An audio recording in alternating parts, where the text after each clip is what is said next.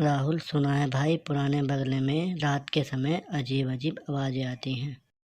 सच में? मैंने भी सुना था कि वहाँ कोई भूत रहता है। क्या भूत प्रेत सच में होते हैं? तुम्हें लगता है?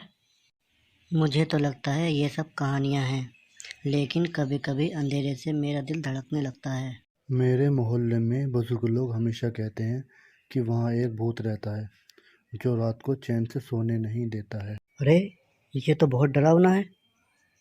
क्या तुमने खुद कभी जाने की कोशिश की?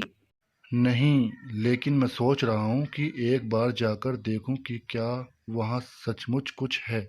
अगर तुम जाओ तो मुझे भी साथ ले लेना। हम मिलकर देखेंगे कि भूत वाकई में है या फिर अफवाह है।